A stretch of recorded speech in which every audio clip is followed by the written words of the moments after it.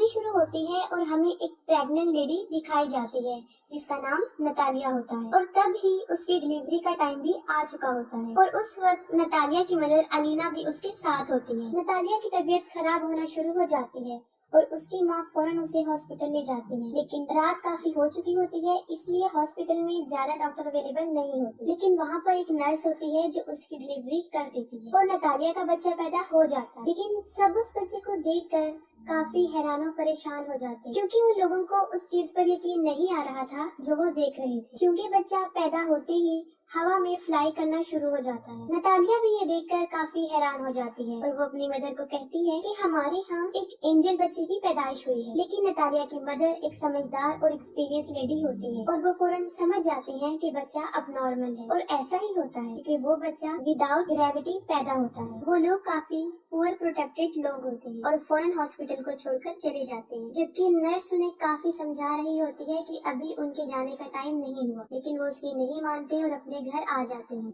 जब वो लोग घर आ जाते हैं तब नतालिया की मदर उसे एक अजीब सा क्वेश्चन पूछती है। वो पूछती है कि तुम याद करो कि इस बच्चे का बाप कौन है, लेकिन नतालिया को याद नहीं आ रहा होता कि इस बच्चे का बाप कौन है। फिर उसकी मदर उसे बताती है कि ये कोई नॉर्मल बच्चा नहीं है और इस बात को हमें राज रखना, और अगर इस बात का किसी को पता चल गया तो हमें कई मुसीबतों का सामना करना पड़ सकता। फिर वो बच्चे का नाम सिलेक्ट करते हैं, तब उसका नाम ऑस्कर रखा जाता है और ऑस्कर सच में नॉर्मल बच्चा नहीं था क्योंकि उसे संभालना काफी मुश्किल था। जब वो लोग उसे अकेला छोड़ते थे तो वो छत से ही चिपक जाता था और देर तक वहीं चिपका रहता था। ये देखकर उसकी नानी उसके लिए काफी बेड्स बनाती है ताकि वो बच्चा जमीन पर ही रहे, और छत को भी वो काफी सॉफ्ट और लाइट वेट बना देते हैं ताकि बच्चे को चोट न लगे, क्योंकि उन लोगों को इस बात का भी डर था कि अगर उन्होंने इसे बाहर अकेला छोड़ दिया तो वो हवा में उड़ जाएगा और स्पेस में कहीं चला जाएगा। तभी वो लोग ऑस्कर के लिए काफी कॉन्शियस होते हैं और उसकी नानी और उसकी माँ उसका काफी ख्याल रखते हैं। फिर वक्त के साथ साथ ऑस्कर बड़ा होना शुरू हो जाता है, लेकिन वो घर पर ही रहता है क्योंकि उसकी नानी उसे बाहर जाने नहीं देती। घर रहकर वो मोस्टली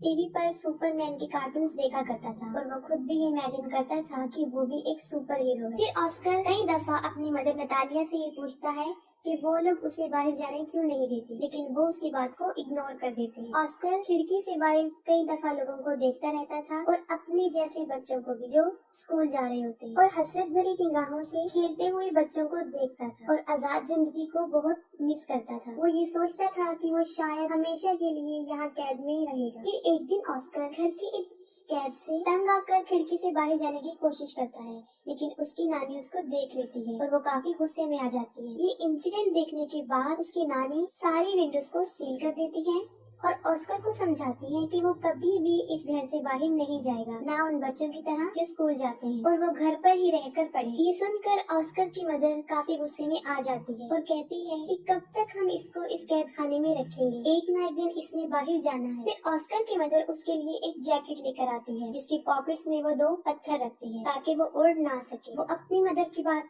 नहीं सुनती और ऑस्कर को बाहर ले जाती है और साथ में वो ऑस्कर को ये भी बताती है कि वो सुपरमैन की तरह अपना राज किसी को नहीं बताएगा, वरना वो भी कभी सुपरमैन नहीं बन सके। फिर एक दिन ऑस्कर अपनी मदर के साथ कुछ सामान परचेज करने चला जाता है और वहाँ पर एक बच्ची से टकरा जाता है। उस बच्ची का नाम अगाथा होता है। अगाथा का सारा सामान उसके हाथ से नीचे गिर जाता है और वो ऑस्कर पर काफी चिल्लाती है और ऑस्कर को 2 पानी की बोतल्स दे देती है कि अब तुम्हारी पनिशमेंट ये है कि तुम इसे मेरे साथ मेरे घर लेकर जाओगे। लेकिन ऑस्कर इसके लिए इनकार कर देता है, लेकिन अगाथा उसे बहुत इंसिस्ट करती है। तब ऑस्कर इसके लिए राजी हो जाता है और अपनी मदर को बगैर बताए वो उस बच्ची के साथ चला जाता है। अब ऑस्कर के हाथ में 2 भारी बॉटल्स होती हैं और उसके पॉकेट्स में पत्थर भी होते हैं, जिसकी वजह से वो काफी हैवी महसूस कर रहा होता है। वो अपने पॉकेट से दोनों पत्थरों को निकालकर फेंक देता है। अब एगाथा के साथ उसकी फ्रेंडशिप हो जाती है। फिर एगाथा अपने घर पहुंच जाती है और वो ऑस्कर से पानी की बोतल्स मांगती है, लेकिन ऑस्कर पानी की बोतल देने से इनकार कर देता है क्योंकि उसे पता होता है